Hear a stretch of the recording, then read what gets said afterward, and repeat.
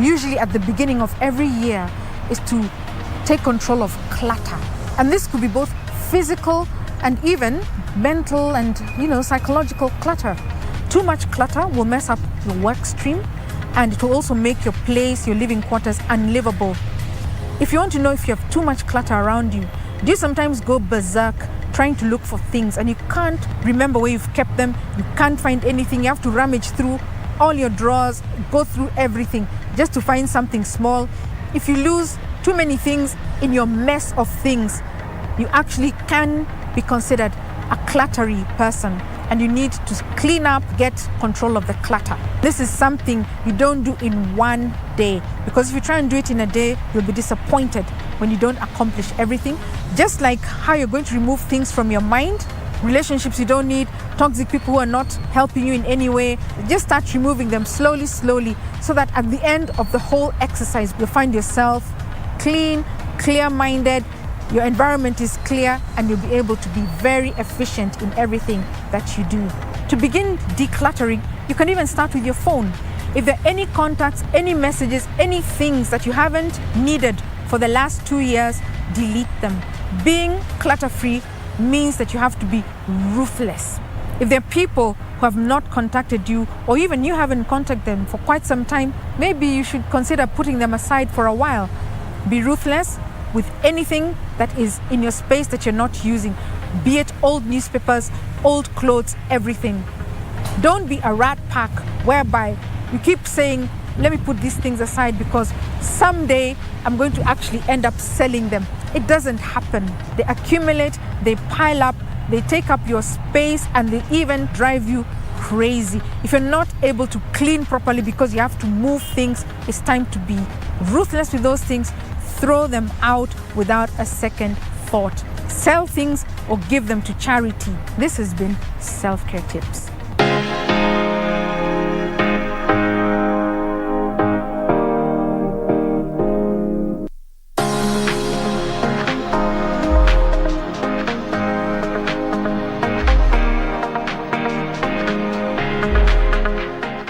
Kupata kumpenda mtu kama sikiza tune kwenye simu yako, bonyeza *812*501#. Mapenzi si kumpenda mtu kwa kuwa amekamilika, kwani nawe pia una mapungufu yako. Kwa hivyo mapenzi ni kumpenda mtu na mapungufu yake. Kupata kumpenda mtu, bonyeza *812*501#.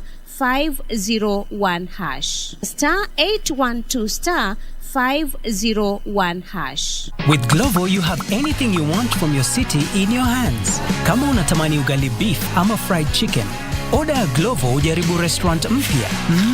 Tamu. Kama game inawaka na unataka drinks zaidi, order Glovo ushangilie timu yako. Na kama your little one amemess na diapers zimeisha, order Glovo and save the day. With Glovo unaweza track order yako na kuongea na customer support, which is always available. Download the app and order anything you want from your city. We'll deliver.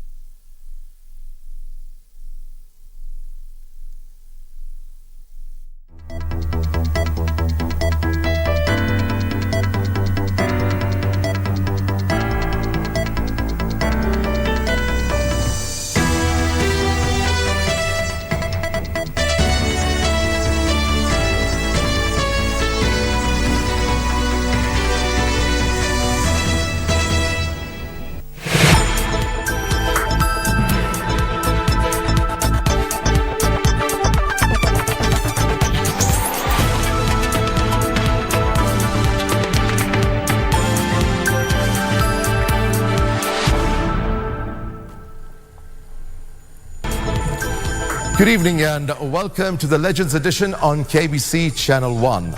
I am Fayaz Qureshi. Our sign language interpreter for tonight's edition is Lucy Mwaura. But first, a quick look at the highlights for tonight's bulletin.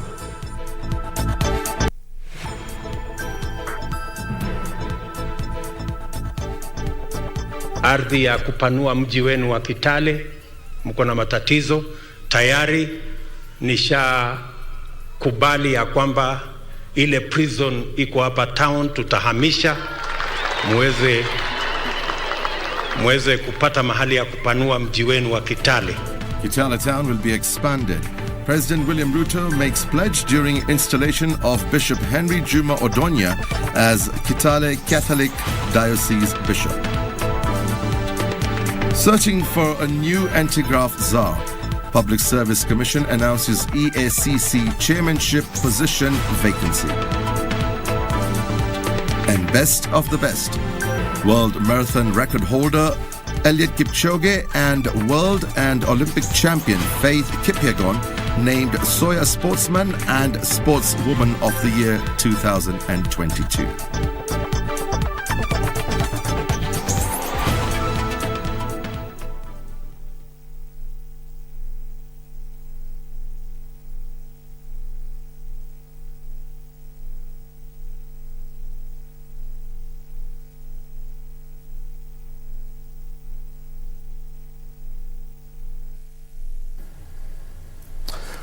Welcome back. President William Ruto has announced plans to expand Kitale town in Trans Nzoia County. Speaking at the Kitale ASK showground during the installation mass of Henry Juma Odonya as Bishop of Catholic Diocese of Kitale, President Ruto said the 200 acres Kitale Medium Prison, which is located in Kitale town, will be relocated to allow for the expansion of Kitale town, which has witnessed congestion for years.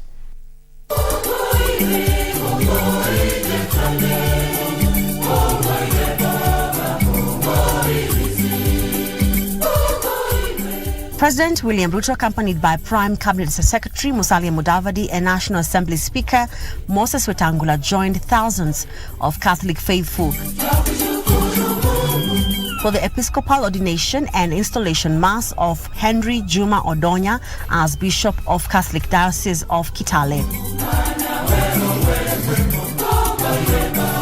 It is here that the President announced plans to expand Kitale town with the aim of addressing the congestion that the town has witnessed for years.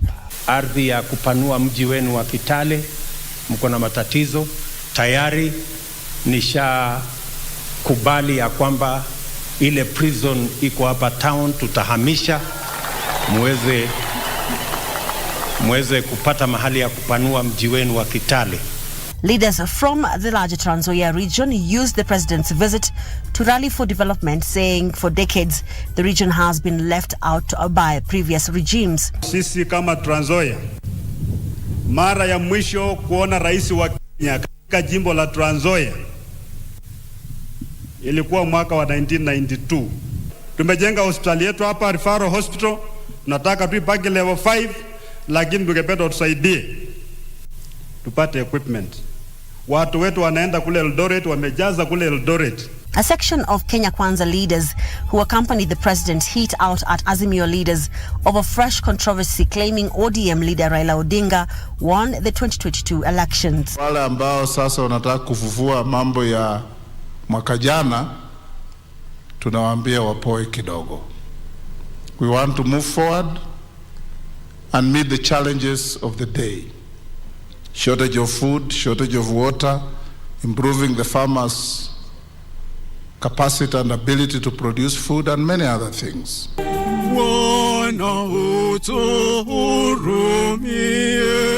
President William Ruto congratulated the incoming Kitale Bishop Juma as he takes up the mantle, urging him to carry on with the education program from his predecessor. We wish you well. You have our support. You have our prayer as you take over the mantle from our good friend Anthony Crowley. Na kwa hivyo neno la Mungu ni mwanga katika mapito milima kule West Pokot. Neno la Mungu ni mwanga katika mapito ya wote ambao wanaishi Trans Nzoia, na tunaomba ya kwamba neno la Mungu lizidi kuongoza jimbo letu. Bishop Maurice Crowley, who has served Kitale Diocese for 24 years, was lauded for fostering development and peace between communities in the region. When I think about somebody asked me, what will you do now? Will you go back home? And I said, go back to minus 19. I think I'll think twice about it. We will not allow you to go and retire in a place of minus 19 degrees. We will not allow you. You're going to stay here with us. And I want to request the church to allow us to have Bishop Crowley to stay with us in his retirement. Ukistaafu, tunasema pia ukae kwa wema na afya yako Mungu ailinde ili uzidi kupeana ushauri kwa wengi. You will enjoy our absolute support and counsel in every way you wish, so that you can make your work not only easy but successful. You are filling the shoes of a giant in Bishop Crowley, and I have no doubt that you will foot the bill in doing exactly what he did and do even better. Wairi Mujenga, Legends Edition. Deputy President Rigathi Gachagua says the government will not back down on its commitment to flush out cartels, particularly in the tea and coffee sectors. The Deputy President attributes the poor returns being witnessed in the sectors by farmers to the cartels.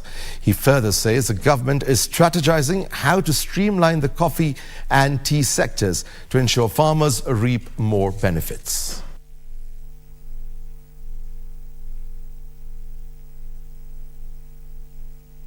Lakini pesa ya wakulima hamutakula tena. Hamutakula. Hiyo watu ya KTDA niliwaita, nikawaketisha chini. Nikaambia hii mambo ya kupimia wakulima pesa kama dawa, mwache. Bonus iko mzuri kiasi, lakini tutaendelea. Mambo ya maziwa ilikuwa na ile kitu inaitwa state capture. Watu wawili watatu ndio wanakula jasho la mkulima. Hii kahawa iko makatel. Hapa wanatununulia kahawa shilingi 80. Pale ngambo wanauza shilingi 3,000. Hii pesa ingine katikati iko mlolongo mkubwa ya watu hapa katikati. Sasa rais ameniambia hii watu yote mlolongo mkubwa kati ya mkulima ya kahawa na mwenye kunywa kahawa, ondoa hiyo watu yote waondoke, mkulima akae direct na yule. Unataka ni waondoe hapa ni wachane na hawa?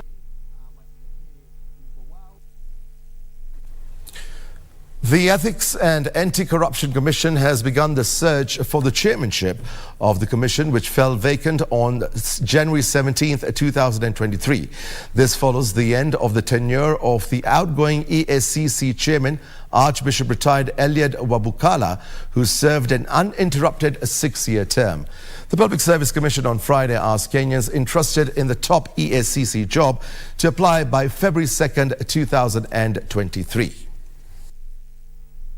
According to the Ethics and Anti-Corruption Act 2011, the Public Service Commission is required to shortlist the applicants, conduct interviews of the applicants in public, and shortlist 3 candidates. The PSC is then expected to forward the names of 3 qualified persons to the President, who will then pick one of them. In a statement, the PSC stated that all applications should reach the PSC on or before February 2nd by 5 p.m. The Anthony Mushiri-led PSC is following the law that says the President shall, within 14 days of receipt of the names of successful applicants forwarded, select the person to fill the vacancy in the commission and forward the name of the person to the National Assembly for approval. The National Assembly is required to vet and consider the nominee within 21 days after receipt of the name from the President. The Constitution states the National Assembly may approve or reject applicants for any or all vacancies in the Commission. On approval, National Assembly Speaker Moses Wetangula shall forward the name of the applicant to the President for appointment. In the event the National Assembly rejects any nomination, the Speaker has 3 days to communicate the decision to the President and request the President to submit fresh nominations. The 5-member Public Service Commission will be under the stewardship of Vice Chairperson Monica Wanjiru until President Ruto appoints a new chairperson. with the approval of Parliament. The new EACC chair will replace Archbishop retired Uluidu Abukala, who retired on January 17, 2023 after his 6-year term ended. Police officers in Ngong, Kajiado North Sub-County have recovered sets of fake number plates and police uniforms from a gang that has been terrorizing residents in Ngong town. The gang has been preying on unsuspecting individuals, occasionally in different entertainment joints. Fake number plates, police uniforms, crowbars and drilling machines have been tools of trade for these criminals, not until when their 40th day knocked in. It took a tip-off from members of the public to arrest the criminals who have been terrorizing residents. We received information from members of the public that there was a breaking which was going on within Matathia at a bar called Home Club. Our officers on patrol responded swiftly. The arrest came in the wake of a crackdown on criminal elements. Basically, we thank the members of the public for the cooperation, and we urge them to continue with giving us information so that we make our area safe. And residents of Nakwamekwi location in Lodwar, Turkana County are living in fear following an incident where a hitman opened fire and shot a local businesswoman. So from the hearing tumejua tu iko very close. Mimi nikafungua mlango nikakroa chini mpaka hapa chini kwa hii miti. Officially open. Elsewhere, perpetrators of crime in Ikolomani constituency, Kakamega County, have been put on notice. Kakamega County Commissioner John Ondego says a spike in robbery incidents along the Kakamega-Kisumu highway has caused the deployment of more security officers. Wakati huu ambao hii vituo viwili siku hapa ya police na ya administration wataungana pamoja na wafanye kazi kwa bidii ili kuhakikisha ya kwamba wananchi wanapata huduma ya security ya kutosha, na wale ambao walikuwa na nia ya kuja kutumbukiza maiti hapa kwa Rivayala, basi hiyo ni jambo ambalo itakuwa ni imesikwa kwa kaburi la sahau. Frederick Parsayo, Legends Edition. Schools and candidates from across the country have continued to celebrate their outstanding performance in the 2022 Kenya Certificate of Secondary Education Examinations. In Kericho County, residents of Buchenge in Ainamoi Sub-County thronged the home of Silas Kiprotich, the top candidate at Kericho High School, who scored an A of 81 points. The area residents say that this is the first performance of its kind in the area. Buchenge village in Ainamoi, Kericho County.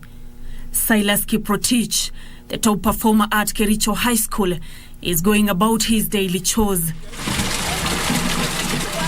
Within no time, area residents start streaming into his home. A celebratory mood breaks out, with the area residents carrying him up and singing congratulatory songs. According to Buchenge Sub-Location Assistant Chief, Kiprotich is the first in the area to achieve grade A.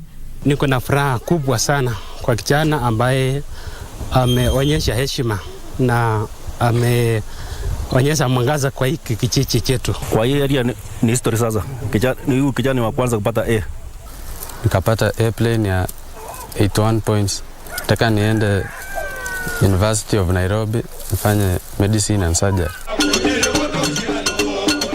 Elsewhere, St. Ignatius Mukumu Boys High School in Kakamega celebrated its impressive performance after producing an A of 81 points, an achievement they say had been elusive for years. Wanafunzi 141 wanaenda university direct. They scored C+ and above. Hii jua ipatikana kwa muda mrefu sana. Kupata alama ya A point 81 points ijakuwa rahisi. Imekuwa bidii na kusukumwa kutoka kwa walimu, marafiki wenzangu na hata wazazi nyumbani. Butere Girls, on the other hand, had 16 candidates attaining an A. Our candidates of 2022 have actually lifted our mean score as a school from 8.3 in 2021 to 8.7 in 2022. In Narok County, Oletipis Girls School was in a celebratory mood after posting a stellar performance. The school principal said the school, which is the only girls' national school in the county, had 135 girls who qualified for university. That is a high number, and especially from the marginalized counties, getting such number of girls transiting to the university is very encouraging. I'm glad to be the one who was given this country this airplane. Yeah, and I would like to pursue medicine at the University of Nairobi. Girl child education is as equally important as the boy child education. St. Peter's Abwao in Migori County was also in a celebratory mood. Celebrating the result of St. Peter's Abwao at a mean of 9.07. The target was 8.1. We have managed to go beyond the target. I would like to be an engineer. I would like to study a software engineering. Meanwhile, the decision by Education Cabinet Secretary Ezekiel Machogu not to rank best schools and candidates in the just released results has continued to elicit mixed reactions from school principals. You should have mentioned maybe even the top 50 students nationally, or maybe the top 10 schools nationally, because this is a national exam. And whether you like it or not, there is competition. To some extent, it brings in unhealthy competition, because people would want to get to the top and be announced, be mentioned. The schools in northern Kenya generally, and in northeastern in particular, and in Mandera County in particular, performed very well. From where I come, Mandera South constituency, there's one single school which is now sending about 128 students to the university. Nancy Okware, Legends Edition. A row is brewing between residents of Gatwanyaga area, Thika East Sub-County, and the Kiambu County government over the use of 672 acres of land ceded by the Del Monte Kenya Limited. The residents are protesting the planned relocation of essential government facilities from Thika town, saying it is their ancestral land and ought to be subdivided to them. At a meeting between stakeholders at Gatwanyaga, residents urged the county government to conduct public participation on the best way to utilize the 672 acres land. Residents Development Lobby Group Chairman Paul Njomo further said they are ready to take legal action if the county government continues with its plans. Thika wanataka kuhamisha stadium, wanataka kuhamisha jera, wanataka pia kuhamisha ile cemetery. Tunahitaji hapa ikiwa Gatwanyaga ya Thika ibaki Thika na ya Gatwanyaga iwe na yao. So sasa hiyo ndio haja yetu, na sisi tuko tayari kwenda hata kotini kupinga hii mambo, sababu tangu mwanzo wakati watu wamekuwa wakipigania masaba, imekuwa ni lazima wananchi wahusishwe na wapewe saba yao. They also vow to block attempts to relocate essential government facilities from Thika town to the land, saying it is a well-calculated high-tech land grabbing scheme. Wanasema ati president ndiye anawatuma huku, lakini nataka niwakumbushe wakati president alikuwa hapa, aliahidi nyinyi mama mboga na vijana wa bodaboda, aliwaahidi ya kwamba mtapata share katika hii shamba. Ati wahamishe Thika prison. Kwanza sana wanataka kufanyia nini Thika prison? Hiyo shamba. Koti ya Thika, kwa nini naletwa huku kwa nini kwa kichaka na iko mahali inafaa? Kwa sababu inasafu kila mahali. Kaburi, watu watakuwa wanaletwa pande hii. Tumekataa maendeleo yote. Kama governor hata tuita, tutaingia very soon. Kama hatafanya mkutano na watu wa Gatwanyaga resident, aitane kwa media, aitane kila pahali, watu wakuje pahali walikuwa, waseme maoni yao. Shamba tutaingia. Na saa hii tumeamua hakuna safi wa kuingia hapa Thika.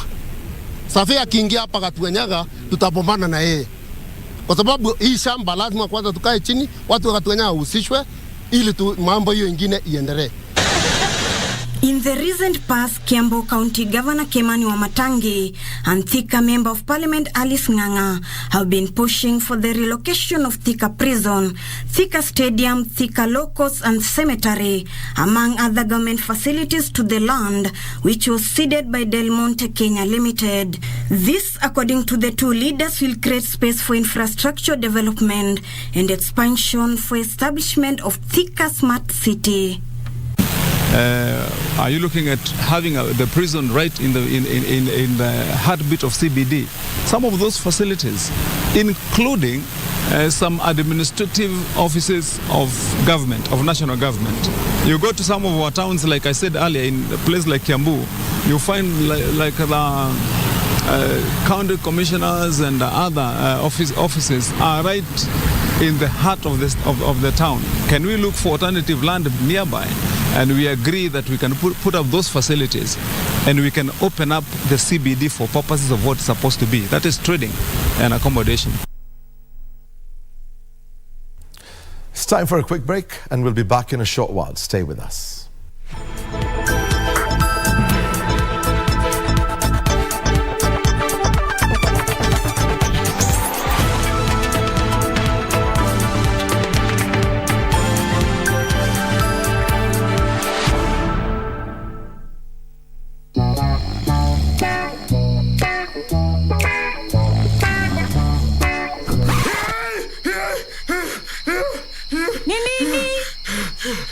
Nimesahau kucheza Loto Moto. Usisahau kucheza Loto Moto. Shinda milioni 2 kila siku kwenye M-Pesa. Chagua lipa na M-Pesa. Paybill number 757070. Account number andika neno Loto. Kisha weka star na nambari yako ya simu. Weka kiwango chochote cha pesa kuanzia shilingi 50 hadi 2,000. Aulali. Lipa kisha subiri draw. Welala. Nitakutimizia ndoto zako. Milioni 2 usiamini. Ujumbe huu umeidhinishwa na BCLB.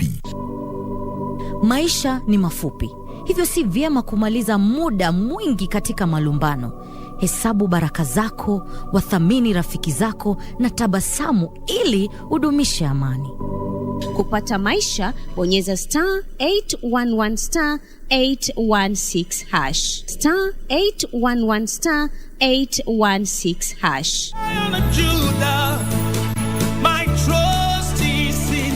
Jumapili hii kwenye runinga ya KBC, ungana naye Askofu Michael Wanderi wa kanisa la Christian Foundation Fellowship Kiambu kuanzia saa 1 hadi saa 2 asubuhi. Ningetaka nikwambie, our Jehovah God, because the Bible says he is the same yesterday, today and forevermore. He is able to take you to a place of abundance. He is able to take you to Rehoboth in the name of Jesus Christ. Kipindi ni neno la neema, ukiletewa naye Askofu Michael Wanderi wa kanisa la Christian Foundation Fellowship Kiambu.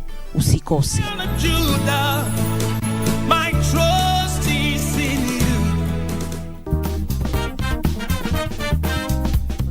Now, there have been varying opinions in regards to wife inheritance, with others claiming that it is a backward and inferior practice and should be discarded, and others claiming that no, it holds some significant value. Remember, when the kings want to marry, normally they do selection and find out where to get a wife. Yes. This is more of genealogy or genes, continuity of genes. But again, the person who paid the dowry to have the woman is dead now. Why would I stay where the marriage certificate, even the marriage certificate given at the civil registrar's office, I think it becomes null and void. Yes, it's nullified upon death. It is nullified upon death. Ni vizuri vile walikuwa nasema ati unaweza chukua a man from the family. But mimi I tried it. Nilijaribu kuchukua shemeji yangu na nilichokutana naye hata siwezi eleza. Do you have a news story to share with KBC? Get in touch swiftly on email news@kbc.co.ke or call 0723-892-654 or 0734-780-124.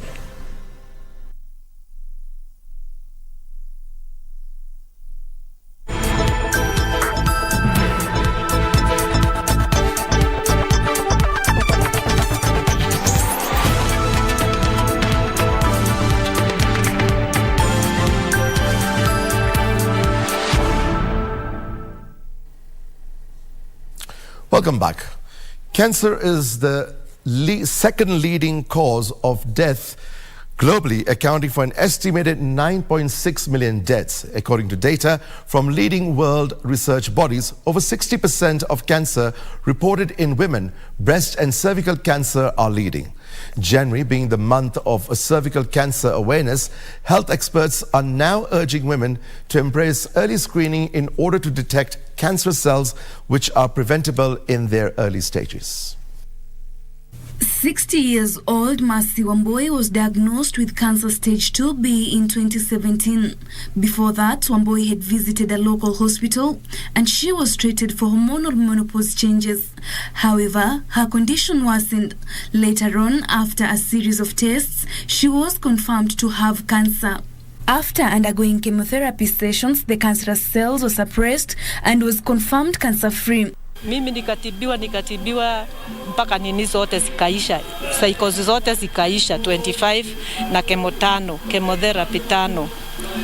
Sasa nikaambiwa, nikaenda nikapigwa picha, wakanituma nipigwe picha pale precise. Nikapigwa hiyo picha ikatoa MRI, ikatoa hiyo kitu imeshrink, imeisha. Lucy Atiang, another cancer patient survivor, she too was being treated for cervicitis, an inflammation of the cervix for almost a year. I was always told that I had cervicitis.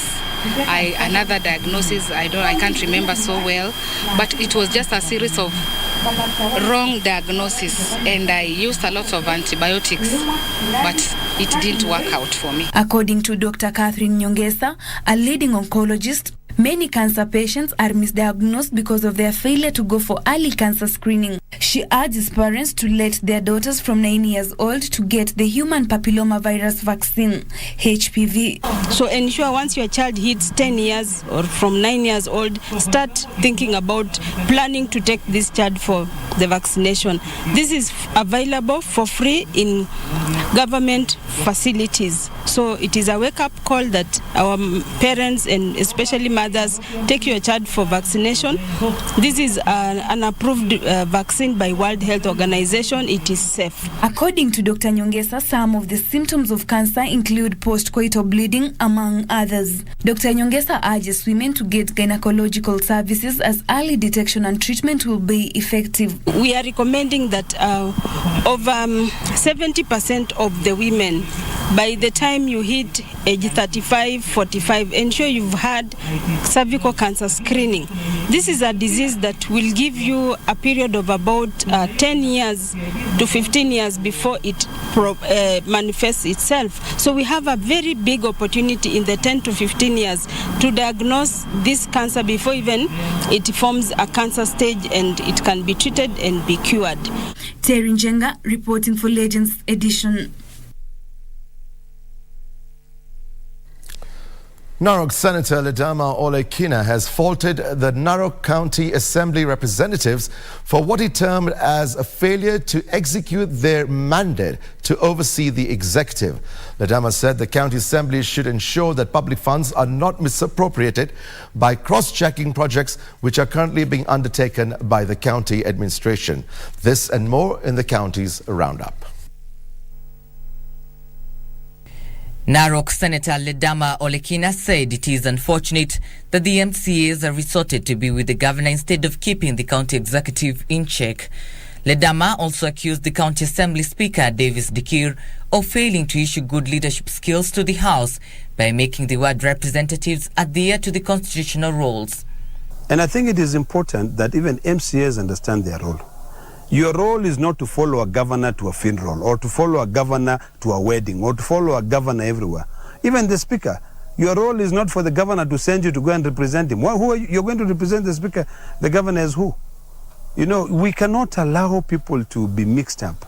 Elsewhere, Meru County Commissioner Fred Ndunga has assured the residents that the national government is doing all it can to prevent cases of human-wildlife conflicts in the area and neighboring regions. On Friday, Ndunga led a peace meeting that brought together residents, area leaders, national government and the Kenya Wildlife Service officers at Maburia area near the border of Meru and Isiolo counties. Kwa wale ambao vyakula vyao vitakuwa vimeharibiwa vyote shamba nzima, ama ukubwa zaidi wa shamba, wakati relief food inaingia, hao ndio wa kwanza kushughulikiwa. Meanwhile, 25 families at Nanyuki's Majengo slums were left homeless after their houses were gutted down by fire. The fire, whose cause was not immediately established, brought down the wooden rentals adjacent to Majengo Chief Camp. No casualties were reported. Chanzo ya hiyo moto hatujui ni nini, na tunaomba mjue ni nini chanzo ya hii moto.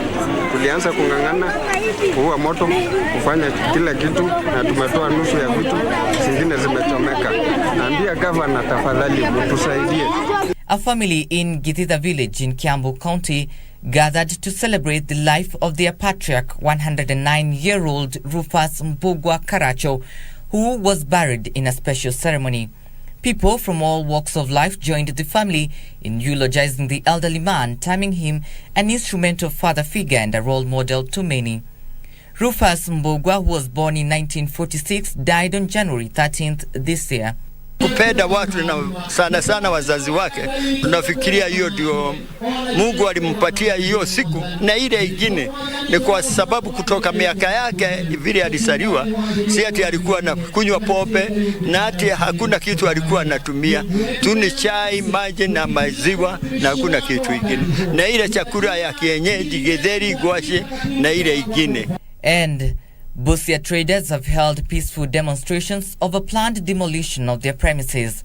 Led by Stephen Obala, the traders are appealing to Governor Paul to allow them more time to find alternative locations. CEC for Lands, Housing and Urban Planning Peter Odima said the traders should vacate the stalls which are built on drainage and road reserves. Badala ya kuondoka katika matatizo ya kiuchumi tulio nayo, tunaelekea katika tope na shimo la kuangamizwa. Na watu ambao serikali ya kaunti na serikali ya kitaifa ilitupatia ili waweze kutuhudumia, kwa sababu ushuru wetu ndio unaowalipa mishahara. Finally, the clergy under Kipkelian Pastors Fellowship in Kericho County have sacrificed a 100-acre piece of land set aside for the construction of referral hospital in Londiani after it was endorsed in a public participation exercise. The land was donated by the Kericho County government. Na kama kanisa siku ya leo tumeweka wakfu na tunatangaza kama kanisa kwamba jambo hii na kazi hii tumeikamilisha. Tunapea sasa katika county government na serikali kuu wakuje waanze kazi rasmi, kwa sababu tayari tumeweka wakfu, na kama kanisa tumeona shamba ni safi na inatosha ijengwe. A site visit and meeting will be held with the Kenya Rural Roads Authority, KERA, engineers, local leaders and the contractor of an access road in Gashie and Kihara in Kiamba constituency after residents blocked the road over its deplorable state. Area MP Juguna Wanjiku called for patience from residents, saying the meeting to be held this coming Wednesday will seek to address their plight.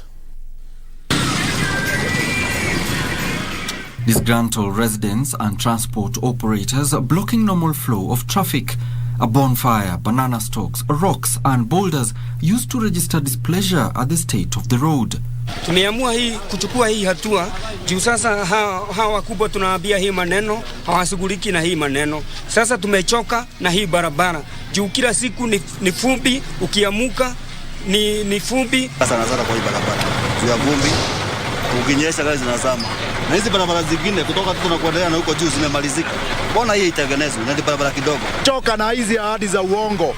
Tunaambiwa barabara itakuja kutengenezwa, hakuna barabara inatengenezwa. Miaka nenda miaka rudi. Tumekuwa tu barabara ya sehemu moja tu, hapo karibu na Kihara hospitali. Haipitiki. The access road, according to residents, has cost them travel time, their health and further inconveniences, with others relocating to other neighborhoods. It took the intervention of Kiambaa Deputy County Commissioner Peter Maina to calm matatu operators who claimed they have been operating into losses. Tumepata hii habari na tumekuja na tumeona vile kumeendelea. Ni kweli barabara ni mbaya na barabara imechukua muda, lakini tuko hapa kuhakikishia ya kwamba hili jambo ni jambo ambalo serikali inajua. In a letter seen by KBC, Area MP Njongona Wanjeko promised appropriate measures and actions, including but not limited to the full restart of road construction in 2 to 3 weeks' time. The Ministry of Water and Sanitation has announced its plan to put up a program to address long and short-term water problems across the country. Speaking during the culmination of a 2-day workshop with CEOs of all water agencies and heads of departments under the Ministry of Water and Sanitation, the Principal Secretary, State Department for Water and Sanitation, Dr. Paul Rono, said that stakeholders in the water sector, after a successful 2-day workshop dubbed 10,000 Litres Program, had come up with initiatives such as drilling more boreholes, repairing existing boreholes, introducing sun dams in arid areas, among others, in a bid to address the immediate need for water. The short-term projects are to be implemented in a period of 3 to 6 months. For the last 2 days, we have come up with a number of initiatives, intervention, which we believe that if they are implemented, the country will be able to sort of address the immediate need for water. The short-term initiatives, some will run for a period of 3 months, some will run for a period of 6 months, and the longest will run for a period of 1 year. And we believe these initiatives will run hand in hand with also the major dam infrastructure which has been pronounced, so that as we also focus on the major dam infrastructure, also these particular critical small initiatives are also implemented. A large percentage of food sold in the country lacks the requisite nutrients. The Kenya Nutritionists and Dietitians Institute, KNDI, says that manufacturers are sneaking substandard products into the market. KNDI Chief Executive Officer Dr. David Okeyo is calling for synergy among regulatory bodies in order to ensure that the standards and nutrition values are maintained. Eating a balanced diet is a prerequisite for a good health. However, this still remains a mirage to many households. The Kenya Nutrition and Dietitian Institute is calling for the need of heightened food inspection and certification so that consumers can have value for money. We discovered that there's a gap that is existing on review of foods because the focus was on standards, but the expertise were missing from the value chain of food. It also provides for regulation of standards and practice of the profession to ensure effective participation in matters relating to nutrition and dietetics. The body is appealing for a system in which regulatory bodies can work in sync. The KNDI Chief Executive Officer Dr. David Okeyo, who spoke at the institution's offices, called for consumer awareness to be able to look out for products that meet the standardized and nutritional value. The Kenya Bureau of Standards will give us compliance in terms of conformity to maybe codex standards.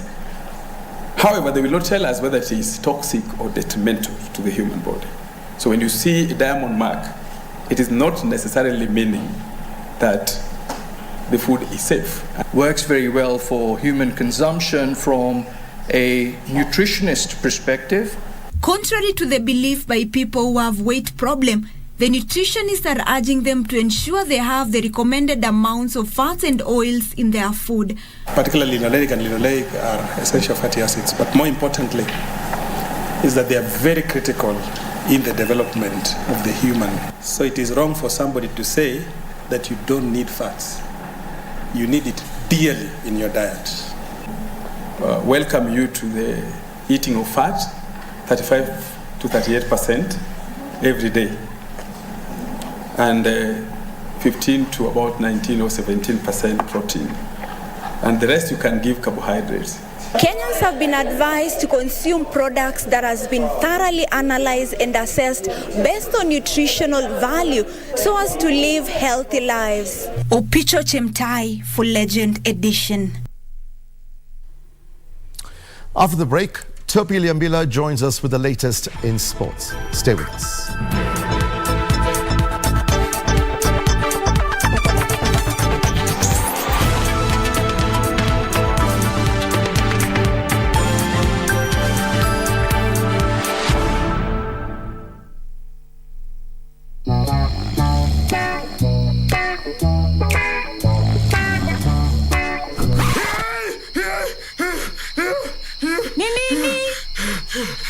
Nimesahau kucheza Loto Moto.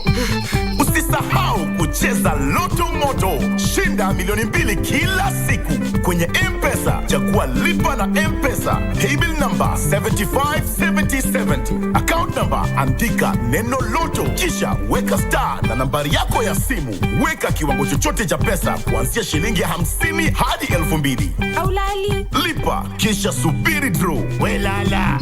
Nitakutimizia ndoto zako. Milioni 2 usiamini. Ujumbe huu umeidhinishwa na BCLB.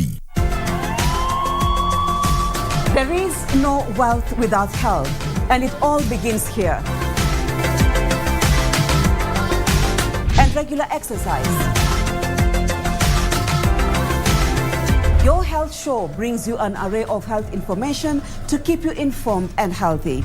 Real people and real stories. Kurasa wa wadi baada ya siku 2-3 nikapelekwa theater. Wakasema wametoa nyama upande wa nyuma. Walipopima hiyo nyama walipata ni kansa. Nasema wewe rafiki yangu sasa komi. Huu umri ulio uko nao kama hivi unafanya na mama fumbo wewe. Uliyapata wapi? Na mimi namwambia mimi mwenyewe pia mimi nashangaa.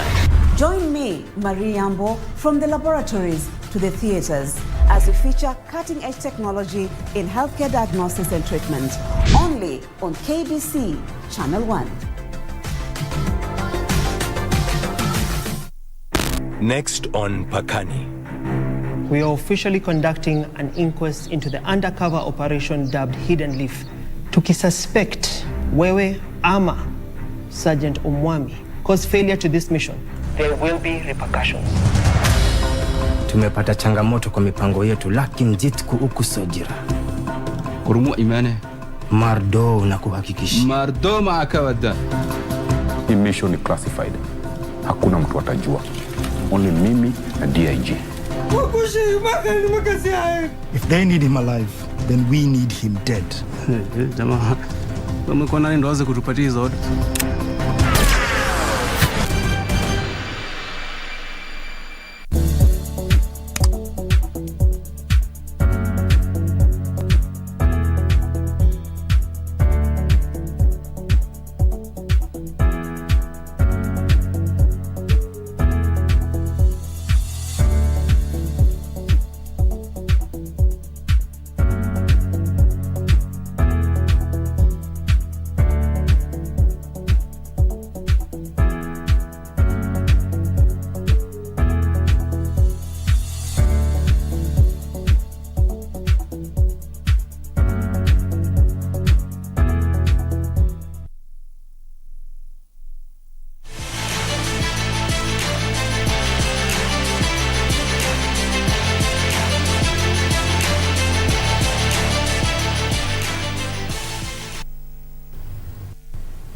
Others, good evening, and once again is a good welcome to the sports segment of the Legends Edition.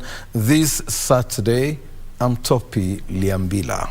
Now, Charles Katul and Ruth Chepngetich were crowned winners of the 10-kilometer men's and women's races, respectively, during the National Cross Country Championship held today at the Prison Staff Training College, Ruiru, Kiambu County. Meanwhile, the National Cross Country team is in camp preparing for the 44th edition of the World Cross Country Championships due in Bathurst, Australia on the 18th of February this year.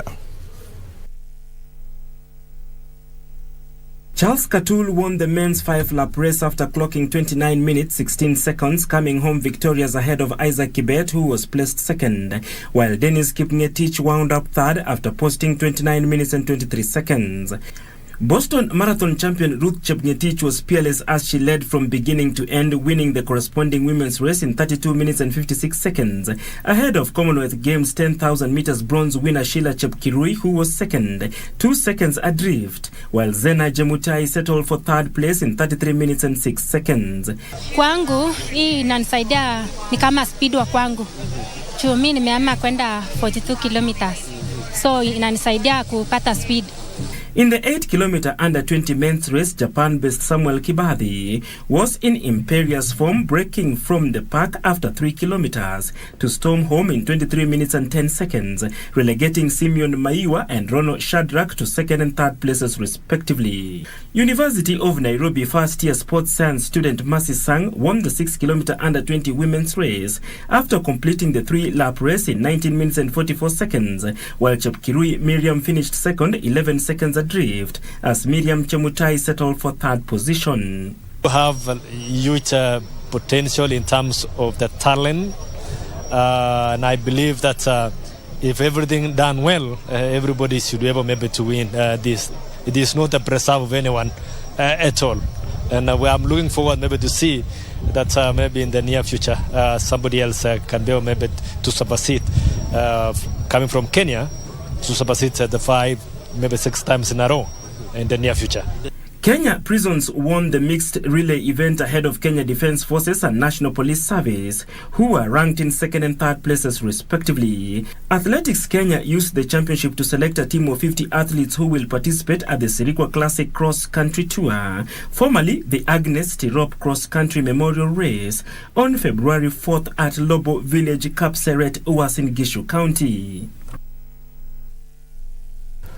World and Olympic champion Faith Kipyegon was once again named the Soya Sportswoman of the Year 2022, retaining the title she won in 2021. This was during the awards ceremony held last night at the KICC in Nairobi. World record holder Eliud Kipchoge was named the Sportsman of the Year 2022, taking the crown from Commonwealth champion Ferdinand Omanyala, who won the title in 2021 in Kakamega. It is my great honor to announce Faith Kipyegon Athletics. Double Olympic, double world and 3-time Diamond League winner Faith Kipyegon was named the Soya Best Sportswoman of the Year 2022, retaining the title she won in 2021.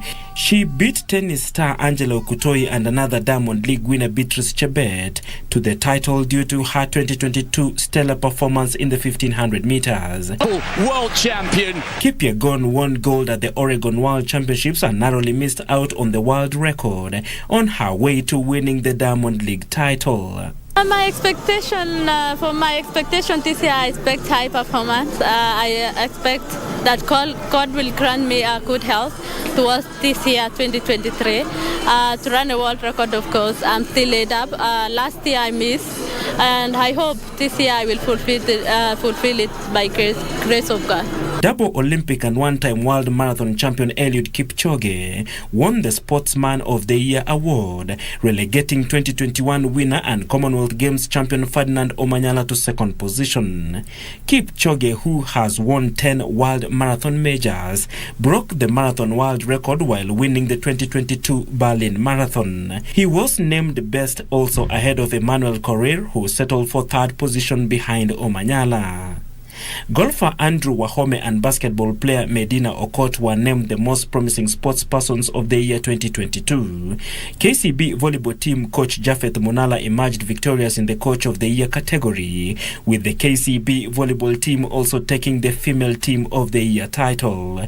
Kabras Sugar rugby team won the men's team of the year title, while para power lifter Helen Wawira and the Olympics 10,000 meters and 5,000 meters champion Simon Kibai winning the Sportswoman and Sportsman Living with Disability titles. These are the men and women who have done Kenya proud on an international scale. They have worked long, they have worked hard, and they deserve all the plaudits tonight. In the first leg of the inaugural Nairobi Karate League, which has attracted 12 teams, kicked off today at the Soweto Social Hall in Embakasi East.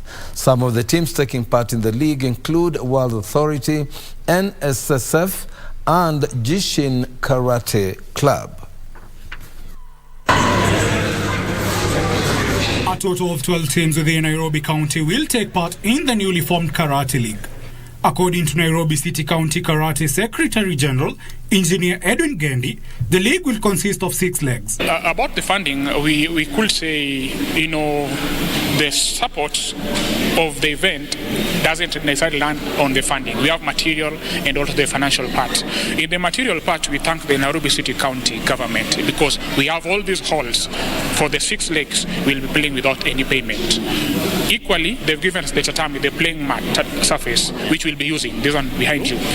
Some people were skeptic of this thing happening. So hopefully its success will bring more and more.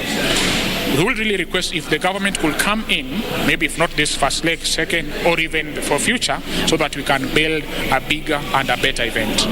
Yes. Among the winners of the first leg is Juliet Musenya, who scooped the green belt. I'm also excited. I was able to win kata today, the first league, and I chose this sport because I'm comfortable with it. It's my happiness, and whenever I'm doing this sport, I always feel it like I'm in the best place. Her coach, Prince Jack Matike from Cameroon, has lauded the growth of the sport in the country, but says the standards of the game in the country will improve even further if it gets the necessary support from the government. I thank very much the government of Kenya because I'm a Cameroonian very much, and also I urge the government if they can consider again karate more than they do. I know they already support karate, but if they can support karate more, I'll be very happy. The Kenya Karate Federation also has a program named Power Girl, which is organized by Fanny Sopio, and it is used to empower the girl child. We really need that support, but through our KKF, we've been trying to look for that support, financial support. But if there are any corporates who can assist us in supporting this event, they are most welcome to support us.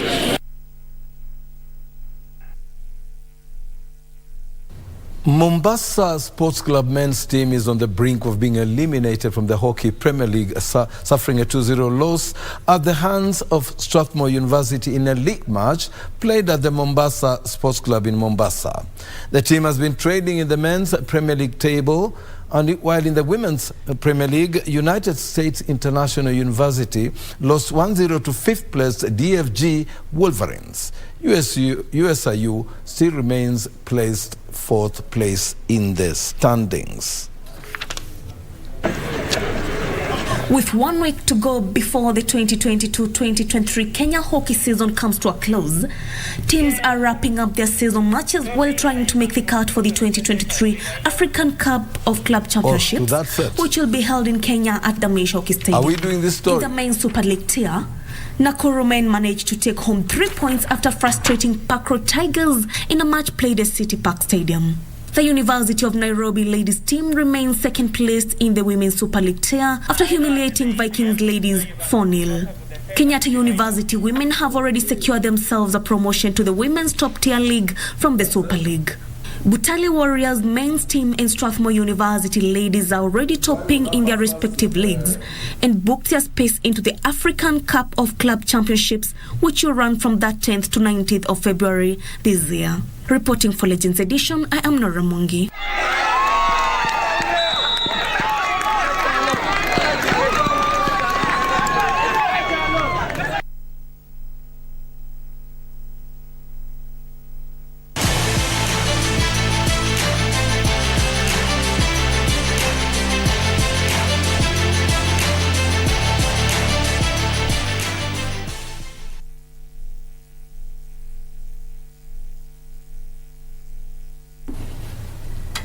And that's a wrap from the sports segment this evening.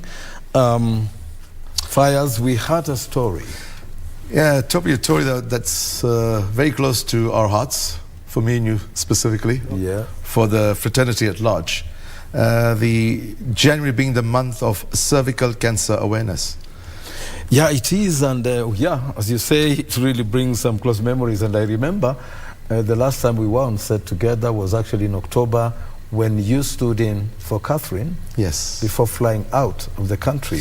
And you know, my last bulletin before I flew off to the UK, that it was on that particular day where you informed me that Catherine had been diagnosed with cervical cancer. Yes, it was, yeah. So it is something that, you know, of course, the government obviously will be taking it very seriously. And like what the practitioner mentioned, that, you know, ladies or women should actually make it a point to go for checkups more frequently than others, and not just like at the service, what Catherine's son, Martin Kosavuli, said. Yes. He says, I'm reaching out to all the women out there. Please get screened at an early stage of your life. Yeah. And you could actually save yourself. Because after speaking to Martin, this cervical cancer was diagnosed quite late. Oh, it was quite late, and you know, of course, the doctors also confided in us that it was not she. You know, if she had probably, but you know, that's fate. But hers was actually diagnosed about a month before she passed on. So that is, and you see, it was at a very late stage, which means that, you know, before she had been treated for probably ailments which were not anywhere close to cervical cancer, and probably she was, you know, there were other issues that, you know, she was being treated for. You know why it was so shocking? Yeah. Because if you remember, a month before that, we had that photo shoot. Oh yes. And she was absolutely fine. Oh yeah, she was. Typical Catherine Kasavuli. Yes. As we always refer to her as Kasav. Kasav, yes. Great sense of humor. Oh, it was. Making us laugh like crazy. Oh, yes. I think that day will be extremely memorable for me and you and for the rest who are there. Jamila, in fact, we had Cynthia. a video, I don't know, we may have to look for it at some point, where we are making, you know, fun, you know, with accents and so on. Yeah. And yes, we definitely shall remember her. And of course, that we expect that the ladies will take up the cue, and always for anything, any ailment. Actually, it's not only just cancer, but all ailments. I think it's imperative for any person, man or woman, to go for regular checkups, not just to make assumptions. Basically, embrace early screening. Yeah. In order to detect these cancerous cells. Yeah, and you could save yourself. Yeah, it could. It would have saved a lot of souls. I think to round it up, we lost a great colleague, a great friend, our favorite news anchor. Yeah, definitely. An absolutely wonderful person. Definitely.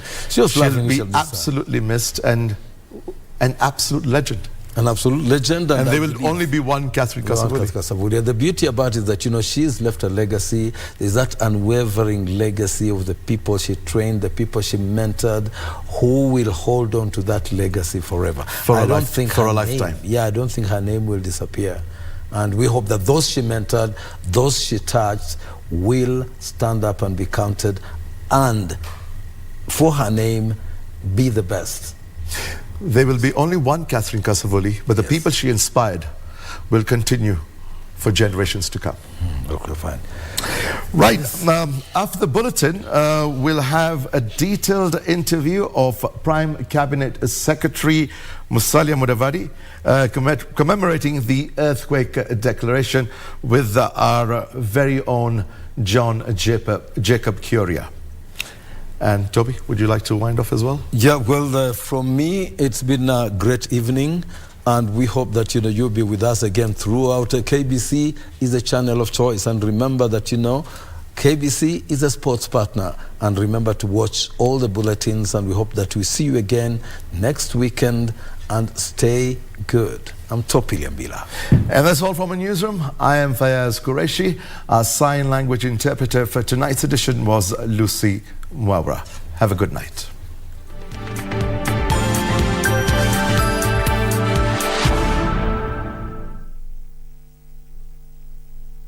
Thank you very much, Your Excellency.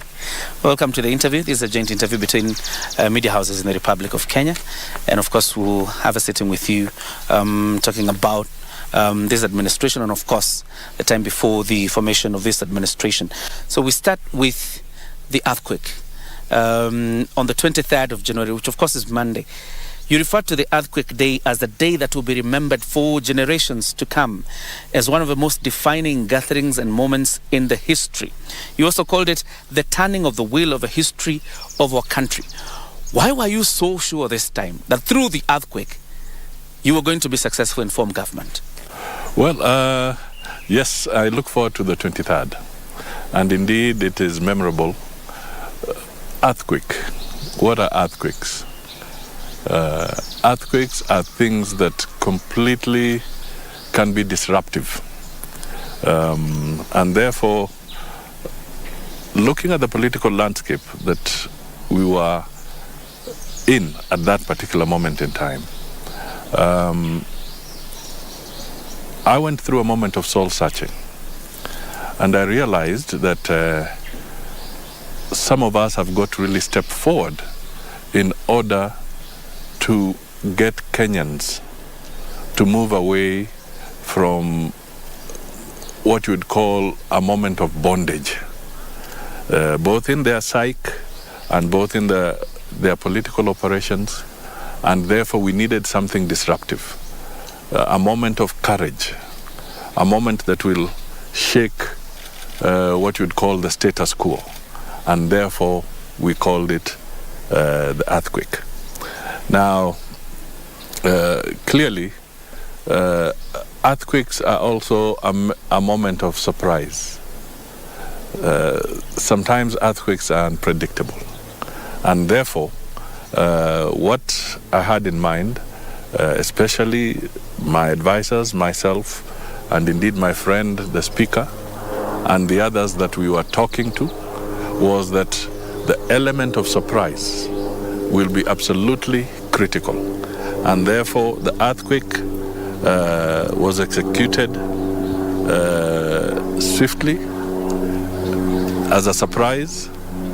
And I can sit here confidently saying that we achieved what we set out to do. The theme of the earthquake was ni kweli, tusidanganyane. Absolutely. But before then, we saw you in meetings with the former president and your former NASA coalition, all of course meant to whip you to support one person. At what point do you realize, and what was this ukweli you wanted to pursue, kuachana na uongo?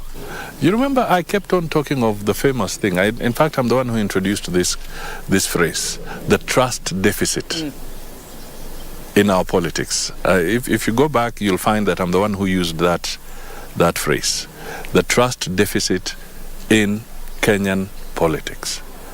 I've been in a career, a session with the ODM group. I've been in a session with Uhuru Kenyatta, and we're there. But I was looking at this situation where the mood on the ground was speaking to something else. Kenyans wanted genuine change. Kenyans were fatigued with what you would call overbearing state interference in their lives. The state was breathing down their necks in terms of punitive taxation. The state was breathing down their neck with intimidation. The state was not listening to the people. I did not want to be part of that. And that is why I said, tusidanganyane. The mood out there is different. Kenyans want relief. Kenyans want to breathe. Because we were dealing in a situation where state machinery was everywhere. If you wanted to express a view that was contrary to mine, KRA would be knocking at your door. If you wanted to talk to a view that was different than that of the state, the DCI would pay you a visit. That was seriously retrogressive.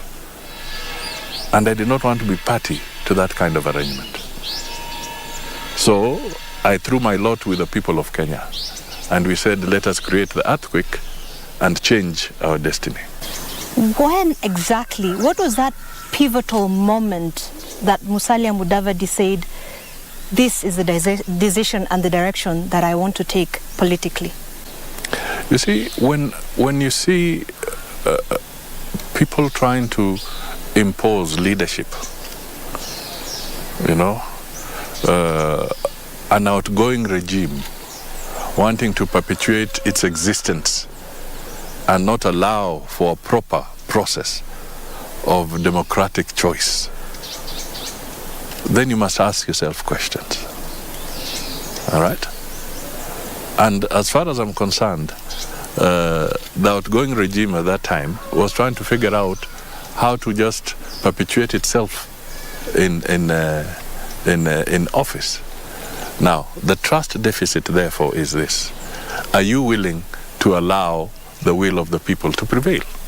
Clearly, one could see that that was not where we were heading.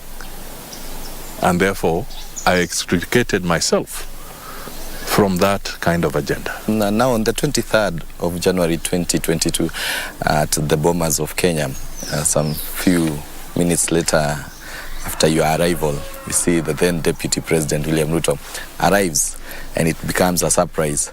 And all of a sudden, those that you are with at the One Kenya Alliance, OCA, leaves the auditorium. How would you describe that moment that they left, and then here comes the Deputy President, the then Deputy President, and in support of your event that day says that Musalia Mudavadi, this is the route? But there are some things that one needs to know. First of all, even OCA had not yet been formally registered as a coalition. All right? It was something in formation at that time. So it was not registered as a coalition engagement. That is one thing that Kenyans ought to know. Secondly, at no time had OCA at that time joined Azimio. And again, you can go to the facts and see for yourself. So I want to make it very clear from the word go that I was never in Azimio at all. All right? Because it had not yet been formed. So move away from the issue of saying that I left Azimio to join Kenya Kwanza. I was never there in the first place. We were interacting, but I was not there. Now, when it came to the earthquake day, I told my members and I invited them that it is my day to have my delegates conference as ANC. You will remember Wiper had theirs, or KANU had theirs, in the same venue, in Bomas. And I want to make it clear, when KANU had their delegates conference, I did not determine their invitation list.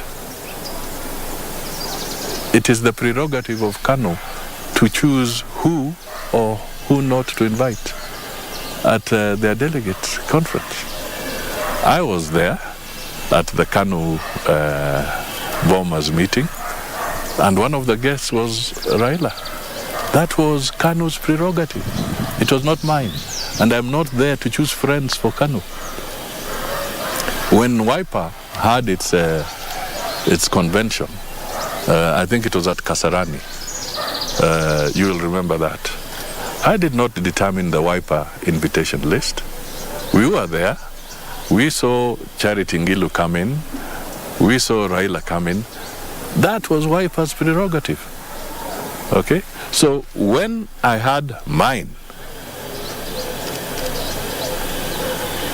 they had no right to try and determine who should be my visitor or who should be my guest.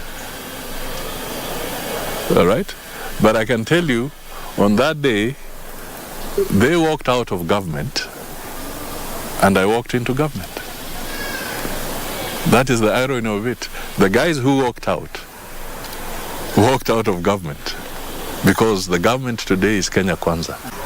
At that point, perhaps were they aware Deputy President William Ruto would attend that particular delegates conference?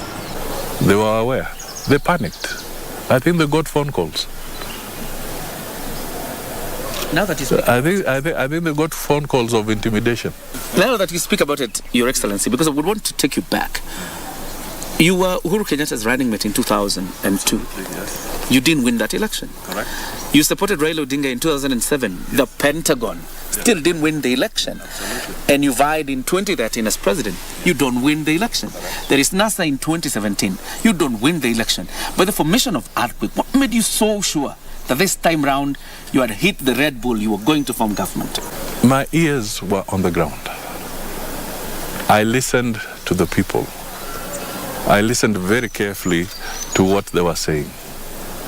And also, as a matter of principle, as I've told you, I was convicted that Kenya was going to go in the wrong direction had we succumbed to a process where a leadership was being pushed onto the Kenyan people. The earthquake came out in a stronger manner during the campaigns, a slogan that you came up with.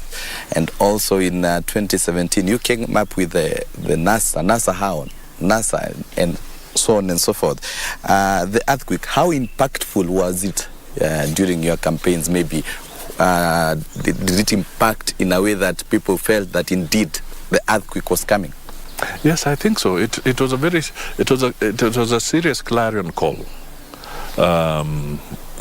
because Kenyans wanted to liberate themselves. They wanted a disruptive process, against the establishment. If you are seen as a pro-establishment candidate in the last election, the Kenyans were very uncomfortable with you. That is the reality. And it's not just reflected in terms of the people who voted for Kenya Kwanza, but you can even just see how certain, let's take the Jubilee Party. Just look at how it shrunk in areas where they were dominant. In some areas it vanished completely, and in other areas it shrunk. And a lot of people were saying they would rather go independent than have the tag of the establishment party. So that just tells you the groundswell emotions that were there, serious undercurrents. So the earthquake was being perceived as a call that speaks to the hearts and minds of the ordinary Kenyan. You held a meeting at State House, Nairobi, not once, but several times. And then in Mombasa with the retired president. At one time, the dailies carried the story that you were being told to support the former premier, Raila Odinga. But I remember you coming out guns blazing in Mombasa, yourself, Kalonzo Musyoka and Moses Wetangula, saying if the dailies have their candidate, they should make it clear who it is, because you have had not a conversation in that manner. They are very unspoken details. Can you reveal to us for the first time what was the nature of the conversation you were having with the former president in State House? Was it rallying you towards supporting Raila Odinga, or what was it exactly? First of all, this is a very interesting thing, and maybe one day I will also want to get an answer perhaps from the editors of the media houses. Because how was it possible that we would have a conversation with the then head of state, and before you have left the gates of State House, the media houses were spinning a story as if they want to give the impression that they knew what was discussed. And I can tell you, when we were having that conversation, there was nobody from the media houses there. But before you leave the gate, the story was out. So for me, I'm a little bit curious that one day I hope the editors will also be honest enough and tell me how are they concocting some of those messages going forward. It's behind us, but it's also a matter that amuses many people. But I want to state this. why I came out strongly and said no is because somebody was trying to create a narrative. Somebody was trying to create a narrative that we were being browbeaten or herded into a corner, and we were willing accomplices to that arrangement. And I told you that I may be a humble individual. I may not be a person who speaks loudly out there, but if my focus is on a particular issue, I'm very resolute. Very, very resolute in my decisions and what I do. So I got offended that somebody was trying to imagine that I could be manipulated like a piece of metal and bent into a particular corner, and yet you are having a conversation and somebody then goes out and says it has been done, it has been agreed, they have already moved in. Then I got offended and I said somebody somewhere is playing games. Now, if you want to go into a conversation and you play those games, that is what you call a breach of trust. The trust deficit comes in. And therefore, it became apparent that in those conversations that we were having at that time, that there were people who were having those conversations not in good faith, but with an ulterior motive, known to themselves. Okay. But I'm happy that I did not fall into the trap. Well, the dark shadow, first of all, of the 2022 general election, specifically the presidential election, still hangs over our heads as a nation by the virtue of the latest sentiments and claims that have been made. But let's go back to August the 15th. There was a lot that has been said on what exactly happened at the Bomas of Kenya. You hold a very high rank position within this government. Due to public interest, give us an idea, an insight of really what went down at the Bomas of Kenya. Well, there must have been a lot of things that were going on there. But one thing is glaring.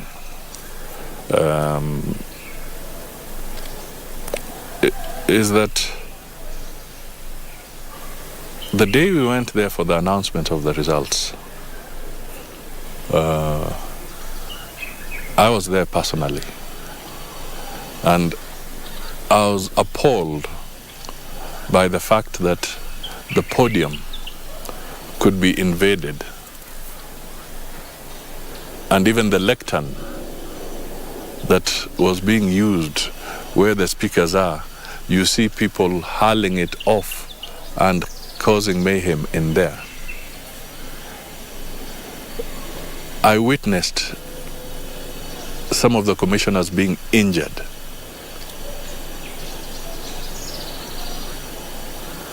By individuals, some of whom truly were caught on camera. And if those are rolled back, those individuals will be identified. All right? So we saw a situation where there were some people who had been schooled in the school of impunity, finding themselves right at the center of the Bomas of Kenya to disrupt a constitutional process. That, I think, was wrong. It should never be allowed to happen. The president did speak of an alleged plot to hijack, abduct, and murder the immediate former chairperson of the Independent Electoral and Boundaries Commission, Wafula Chebukati. Who are these individuals? First of all, the president never speaks in vain. I think we should appreciate that. The president that I know, who is there now, William Ruto, he does not speak in vain. And all I can tell you is that time will tell. Is this not the time? Time will tell. After the earthquake, you had several meetings with the Kenya, or rather the UDA, as well as the speaker right now, Moses Wetangula, the Ford Kenya Party. And there were some agreements, and you actually went ahead to sign some agreements with Kenya as a coalition, Kenya Kwanza. This becoming maybe the third time after signing even with NASA. What persuaded you that indeed now you could sign that agreement and believe that it would be implemented, whereas you have just talked about trust? What level of trust did you have to sign those agreements? First of all, it's law, okay? Coalition agreements must be executed after negotiations and then filed with the registrar of political parties. So it is a legal requirement. It's a constitutional requirement that you do that and hand over your document to the registrar so that it's in the public domain. And I'm sure you have access to those documents. All right? This is the era of transparency, and we must operate within the confines of the law. So we registered, or we formed the Kenya Kwanza Coalition. And the core parties to that were UDA, ANC, and Ford Kenya. It is a legal requirement that we execute the document. So what is in there is what was the basis of the Kenya Kwanza Coalition. So we had to fulfill that requirement. You are not a recognized coalition until you fulfill that requirement. The deputy president then, who is now the president, yes, during the campaigns kept saying that his allies are becoming targets of system, deep state, and government institutions because of clearly supporting him. I want to understand the intrigues of Musalia Mudavadi, who was meeting the president then, obviously with the idea of supporting another candidate. Then all of a sudden, you've done the earthquake, you've signed into the Kenya Kwanza agreement.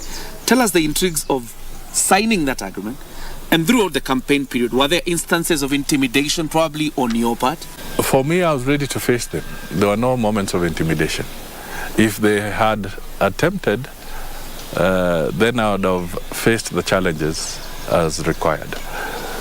But I can tell you, we are receiving confessions of unimaginable proportions from different individuals.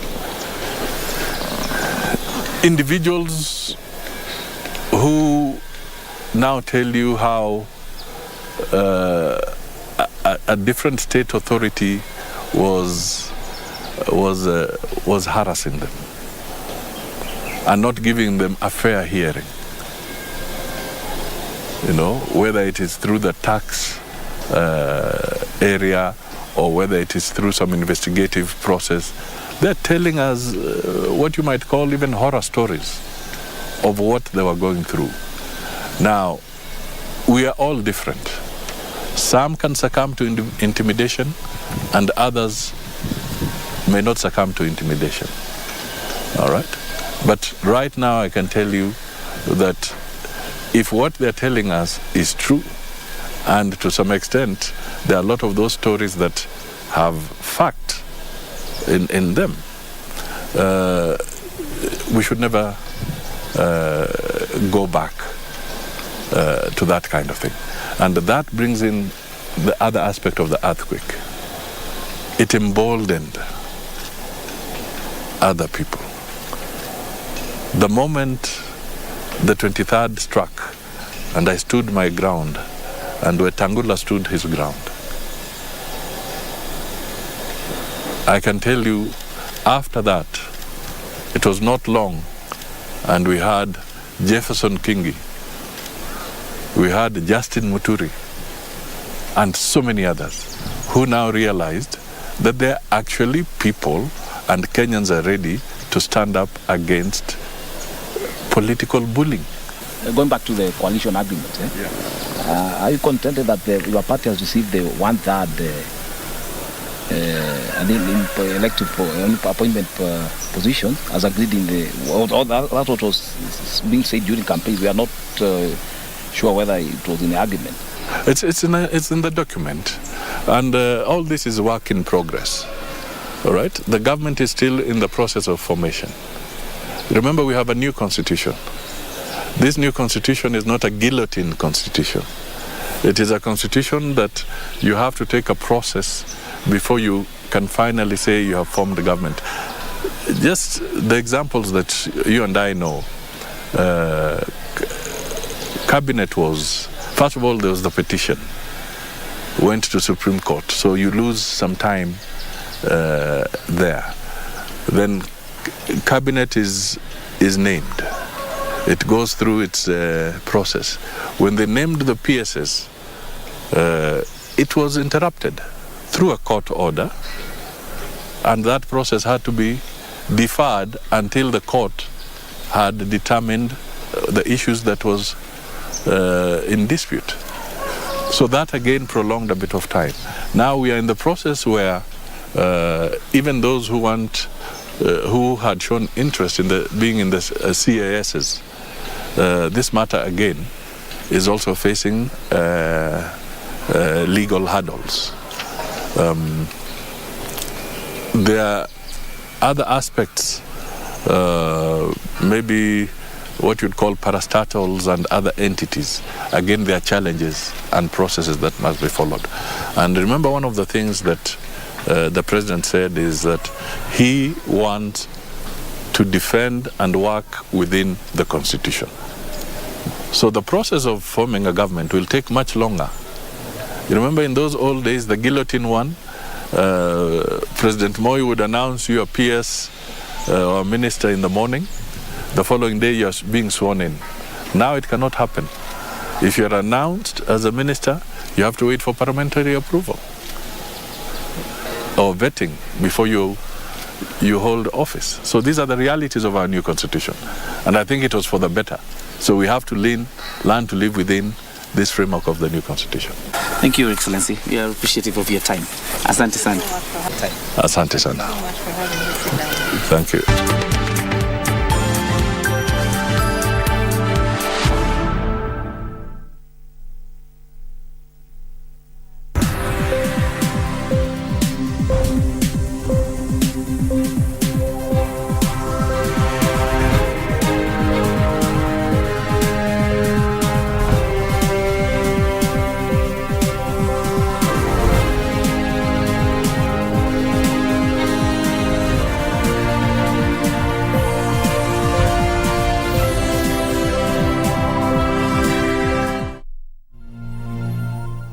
With Glovo, you have the city in your hands. Unatamani chakula different? Order Glovo, ujaribu restaurant mpya. Unataka drinks zaidi? Order Glovo, ushangilie timu yako.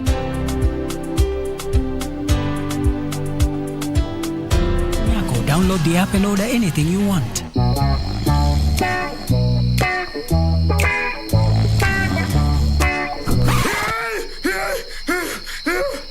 Nini? Nimesahau kucheza Loto Moto. Usisahau kucheza Loto Moto. Shinda milioni 2 kila siku kwenye M-Pesa. Chagua lipa na M-Pesa. Paybill number 757070. Account number andika neno Loto. Kisha weka star na nambari yako ya simu. Weka kiwango chochote cha pesa kuanzia shilingi 50 hadi 2000. Aulali. Lipa kisha subiri draw. Welala. Nitakutimizia ndoto zako. Milioni 2 usiamini. Ujumbe huu umeidhinishwa na BCLB.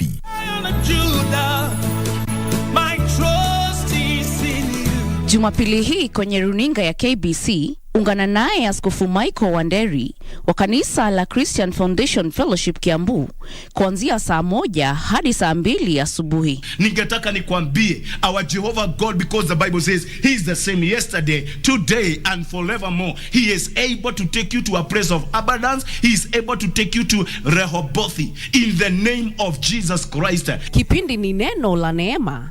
ukiletewa naye Askofu Michael Wanderi wa kanisa la Christian Foundation Fellowship Kiambu. Usikose.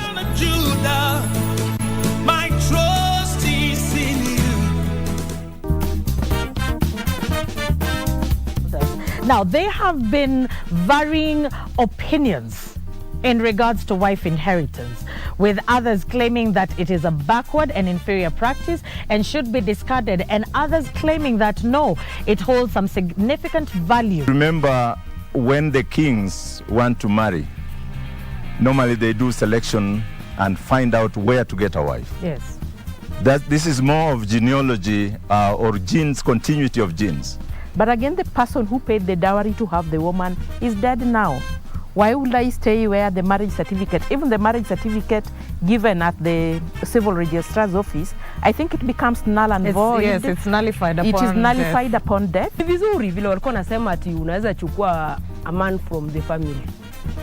But mimi I tried it. Nilijaribu kuchukua shemeji yangu na nilichokutana naye hata siwezi eleza.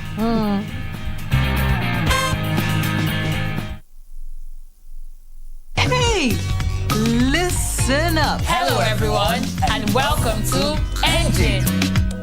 How do we hear? How do we see? What makes up the air we breathe? Let's go. It's technology. Let's go. Science, you and me. Let's go. We're learning every day. Let's ask, let's learn, and let's love. And don't forget to make it fun. Next on Pakani. We are officially conducting an inquest into the undercover operation dubbed Hidden Leaf. Tukisuspect wewe ama Sergeant Omwami cause failure to this mission, there will be repercussions. Tumepata changamoto kwa mipango yetu, lakini jitku ukusojira. Kurumu imane. Mardo na kuhakikisha. Mardo maakawada. Hii mission ni classified. Hakuna mtu atajua. Only mimi na DIG. If they need him alive, then we need him dead. Jamaa, wamekuwa nani ndo waze kutupatia hizo orders?